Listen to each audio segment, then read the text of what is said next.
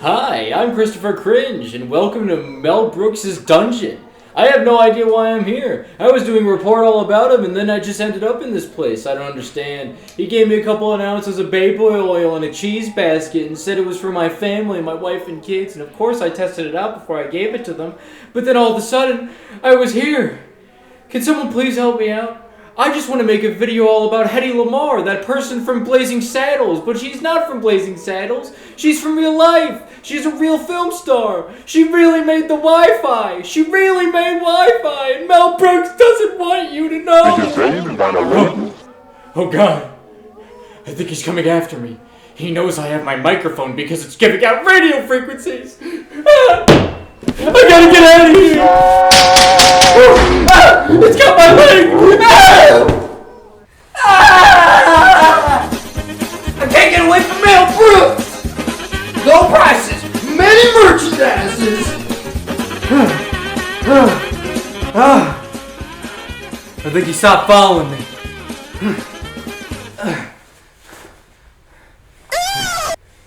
Damn it! You nasty ass bastard! So anyway, what I was trying to say was that Hedy Lamar is really a real person. If you know anything about Mel Brooks, you probably have seen the movie Blazing Saddles before. And throughout the whole movie, the antagonist of the fucking movie, Hedy Lamar, is being mistaken for a woman named Hedy Lamar. And that woman was a real film star back in the 1930s. She was insanely popular back then, and she's even considered to be the prettiest woman to ever be on film, which I don't know how you get that metric, but she got it. You know, she's got that award pinned on her chest just like I got nothing on my chest.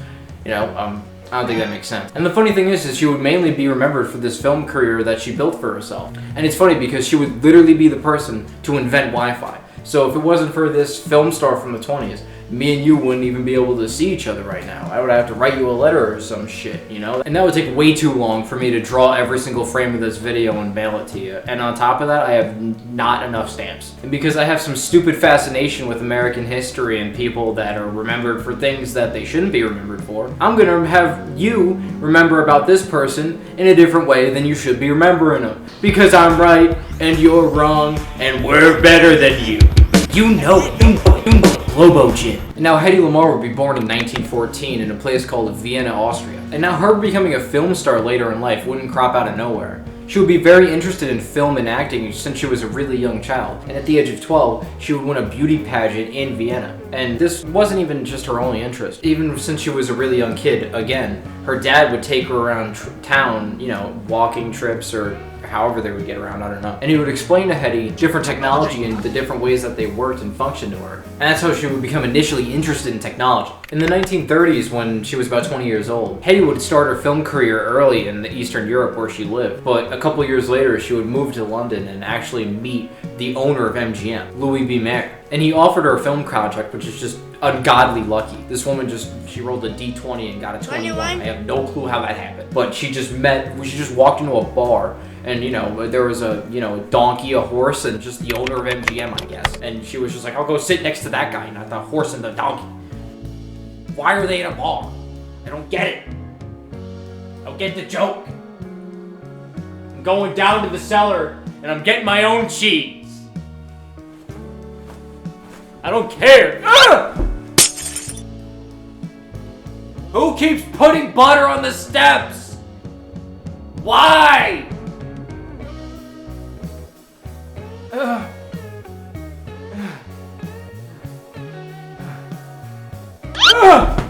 And her initial contract to MGM would be $150 a week. And he would even offer her a plane ride all the way to Hollywood to get her film career started. Because at this time she was in London. And during the entire plane ride back, Hedy sat next to him, and I guess, I don't know, she was just a silver-tongued devil because she got the goddamn contract all the way up to $500, which is just absolutely hilarious. Back then, actors didn't need no agents, actors didn't need none of this grifting shit. They just got their own goddamn bag and they kept it. And after they would land in Hollywood, she would actually have a great couple of years just filming and practicing her arts in America. And during this, World War II would begin. And like a lot of other cold-hearted Americans, she wanted to volunteer to actually help in the war effort. And for her, help didn't so much as mean that she wanted to enlist, No, she actually had a lot of different ideas on how she could help the war effort.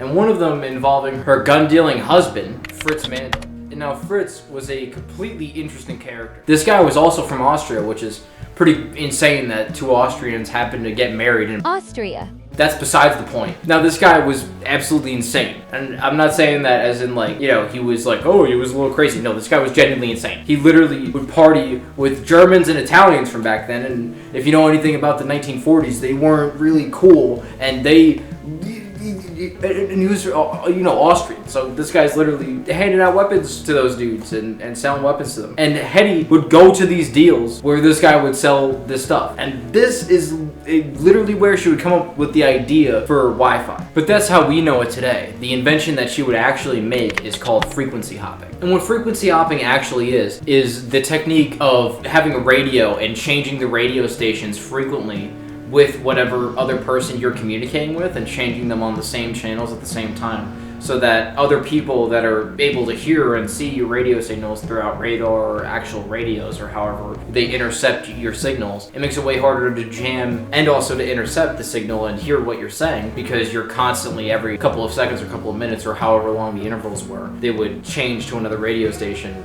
in synchronicity with each other to make sure that they could stay in communication without the enemy figuring out what they were saying, which is, pretty important. I mean, this bitch pretty much invented the NordVPN for back then. And don't you go skipping ahead. This isn't an ad read, I just mentioned it. And around this time when she would be going to these gun deals and she would actually come up with the idea for frequency hopping, she would also become friends with a man named George Antheil. And he would be a famous pianist and composer. And he would have a similar idea for something called note synchronicity. And that was the art of taking a bunch of giant pianos and lining them up together. And, there's still pianos that have this today where it has this spool of metal stuff in it. And then you can actually just have the piano automatically play whatever song is on the spool. And this guy had the idea that he would have like 10 pianos and have them all have the same song playing on them at the same time. And they would all be, tuned the same brand of piano. And because of that, it would, amplify or, make the music louder. I don't know why, okay? I don't know why he did it. He wanted them to play in time with one another. He did it because he wanted them to play in time with one another. I swear to God,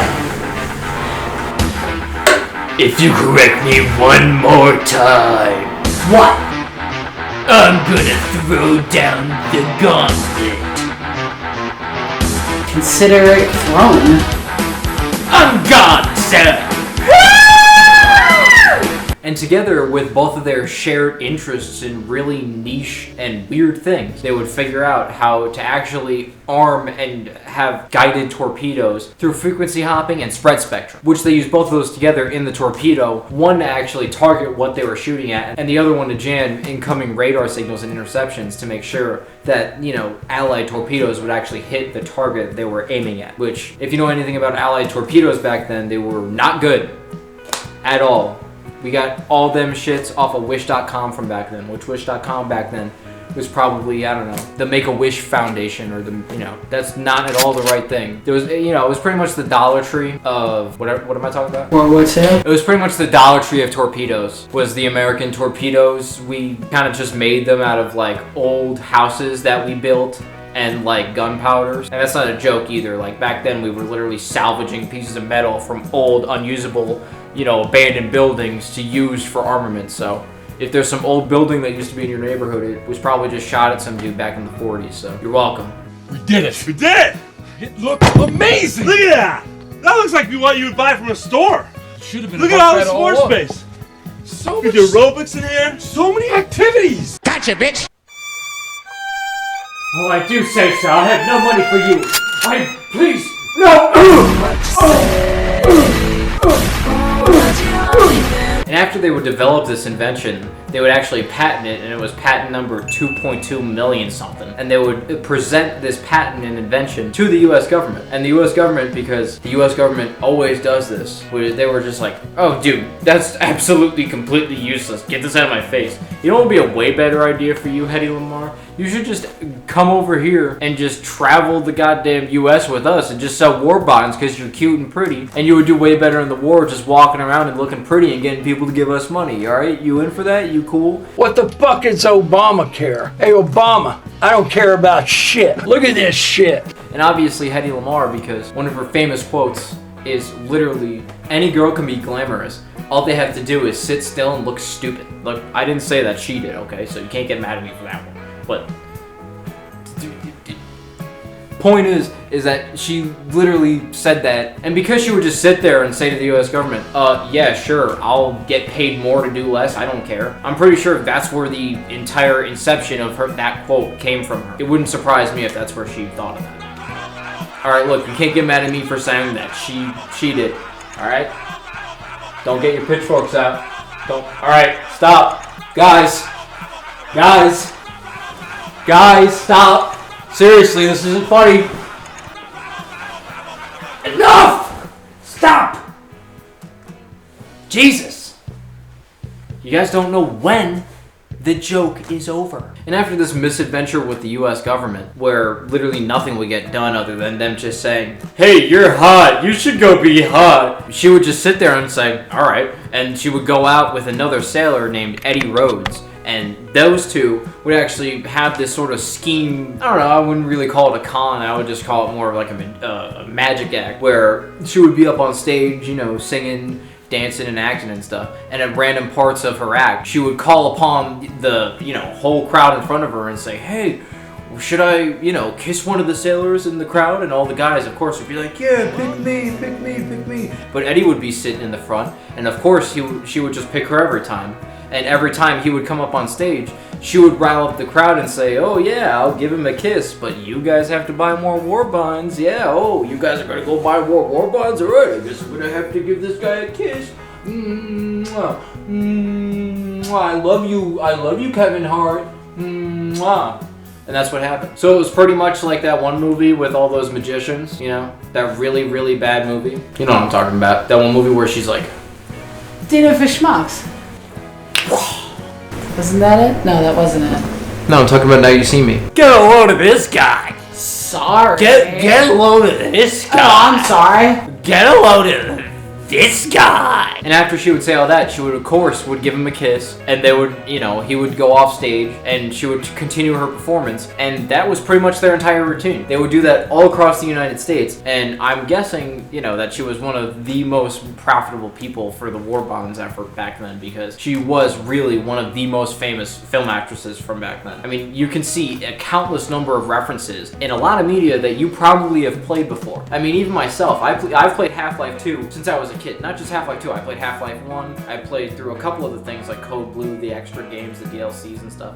You know, even me, myself, I didn't know at all that Dr. Kleiner's head crab is literally named after Hedy Lamar. That's why the head crab's name is Lamar. The whole time I just thought it was a funny, you know, joke, but it's not. It's literally just a reference to a person that at that point, you know, the history of the game is long gone, which is just really funny to me that even media you wouldn't think about referencing her does. And even in Little Shop of Horrors, where the plant is singing to Seymour. The plant is singing to Seymour. The plant says that it'll get him anything. How about a date with Hedy Lamar? You're gonna get it. Don't worry, I'll edit that part in. You don't have to listen to me singing.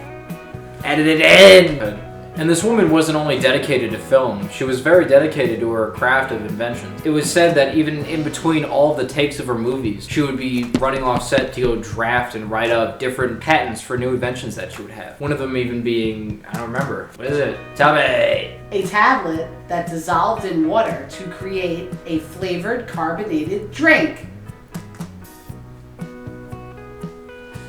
And another one of her patents was even an improved traffic stoplight. And it just had all three things as green, because green means go and go means good. That's a lie, I don't know what it said. And like how I said before, where the American government really just screwed her over with the whole frequency hopping thing, it's not like they thought the invention was a bad idea. They just wanted to steal it from her, allegedly. Don't quote me on that. You know, and the whole thing I was talking about before about the US government really just messing her over with the whole frequency hopping thing. You know, I wasn't joking. You know, they literally just waited until after World War II and just made the same exact thing, but just under a different patent. So they didn't make any of the money going into it.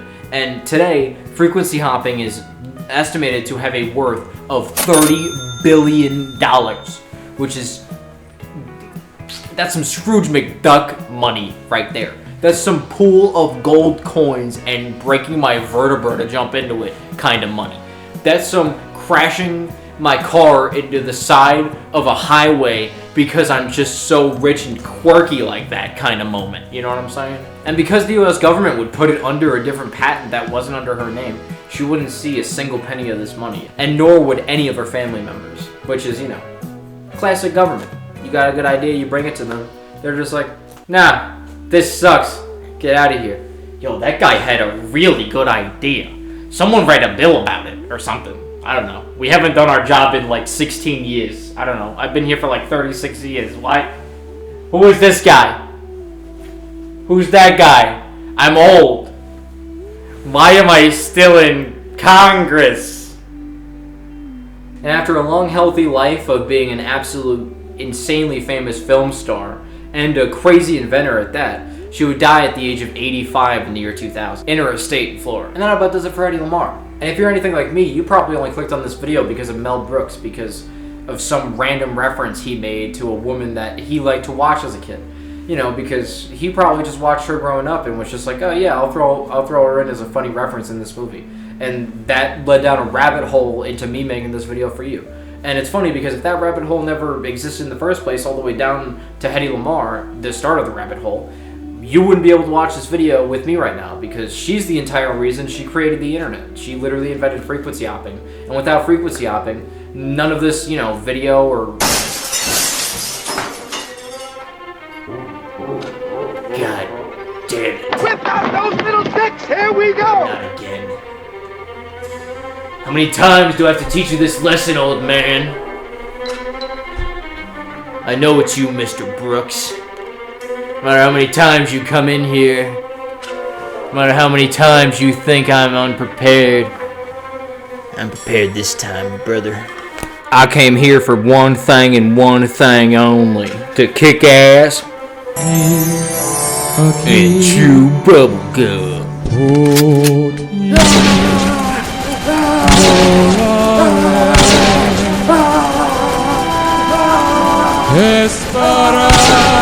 They're coming out of the wall.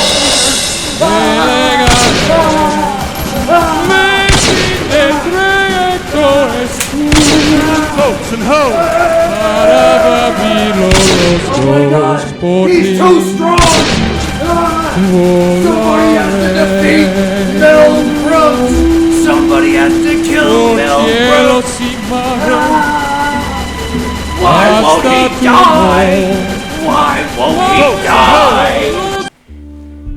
He's become too strong. Somebody must defeat the Grand Wizard Mel Brooks.